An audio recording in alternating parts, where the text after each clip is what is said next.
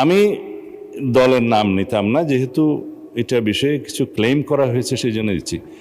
বাংলাদেশ ছাত্র শিবিরের কেন্দ্রীয় সহকারী আন্তর্জাতিক বিষয়ক সম্পাদক মোহাম্মদ জিসান মিয়া প্রধানের ঘটনার সংক্ষিপ্ত বিবরণ।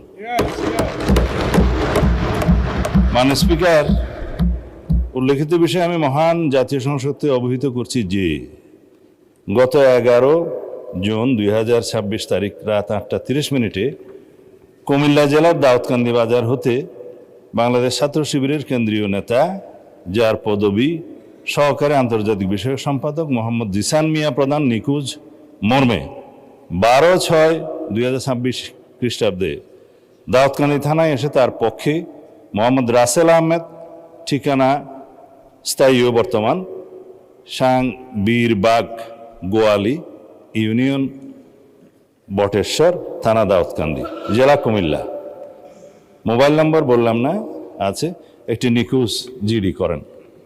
নিখোঁজ জিডির প্রেক্ষিতে তাকে উদ্ধারের নিমিত্তে কুমিল্লা জেলা পুলিশের একাধিক টিম মাঠে নামে উদ্ধার কাজে তৎপর হয়।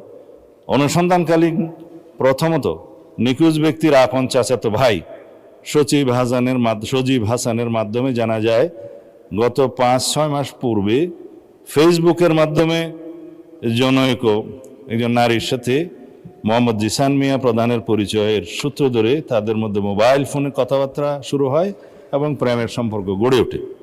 মাননীয় স্পিকার, কুমিল্লা জেলা পুলিশের তথ্য মতে বিভিন্ন সময়ে জিসান মিয়া মেয়েটিকে বিয়ের প্রলোভন দেখিয়ে একাধিকবার দর্শন করলে মেয়েটি অন্তঃসত্ত্বা হয়ে পড়ে। এক পর্যায়ে জিসান মিয়া প্রধান ভিকটিম মেয়েটিকে জোরপূর্বক ভ্রূণ নষ্ট করার জন্য চাপ সৃষ্টি করতে থাকে এবং ভ্রূণ নষ্ট না করলে ভিকটিমকে মেরে ফেলার হুমকি প্রদান করে।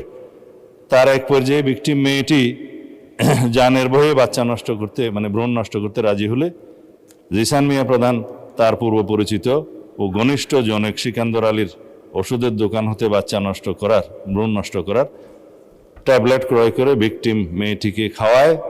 2-3 দিন পরে ভ্রূণ নষ্ট হওয়ায় ওষুধ সেবনের ফলে ভিকটিমের প্রচণ্ড রক্তক্ষরণ শুরু হলে ভিকটিম নিজেই জিসানকে বিষয়টি জানায়। তখন জিসান তার আপন চাচাতো ভাই সজীবের মাধ্যমে পুনরায় একই ফার্মেসি হতে ওষুধ সংগ্রহ করে ভিকটিমের বাড়িতে পৌঁছে দেয়।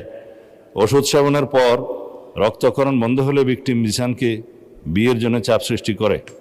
এক পর্যায়ে জিসান 12 জুন তারিখে রোজ শুক্রবার বিয়ে করতে সম্মতি জ্ঞাপন করে, কিন্তু গত 11 জুন তারিখ রাত 8:30 বিয়ে না করার টালবাহানায় জিসান নিজেই আত্মগোপন করে তার চাচাতো ভাই মোহাম্মদ রাসেল আহমদের মাধ্যমে দাউদকান্দি থানায় একটি নিখোঁজ জিডি করেন।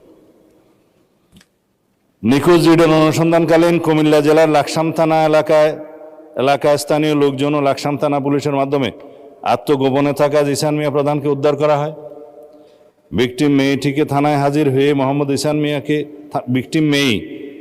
মেয়েটি থানায় হাজির হয়ে মোহাম্মদ জিসান মিয়া প্রধানকে 1 নম্বর আসামি করে ধর্ষণে সহযোগিতা এবং ভ্রূণ নষ্ট করার অভিযোগে অপর 3 জন যথাক্রমে মোহাম্মদ সজীব হাসান, সিকান্দর আলী ও মোহাম্মদ গোলাম রব্বি সহ মোট 4 জনের নাম উল্লেখ করে এজাহার দায়েরের প্রেক্ষিতে দাউদকান্দি মডেল থানার মামলা নম্বর 13 তারিখ 13/6/2026 খ্রিস্টাব্দ ধারা নারী ও শিশু নির্যাতন দমন আইনের 9(খ)/30 তৎসহ 313, 506 এবং 34 পেনাল কোড রুজু করা হয়।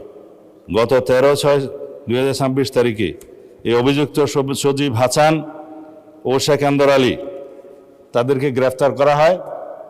তারা বিজ্ঞ বিচারিক জুডিশিয়াল ম্যাজিস্ট্রেট আদালতে ঘটনায় নিজেদেরকে জড়িয়ে 164 দ্বারায় স্বীকারোক্তিমূলক জবানবন্দি প্রদান করে। বর্তমানে মামলাটি তদন্ত অব্যাহত আছে।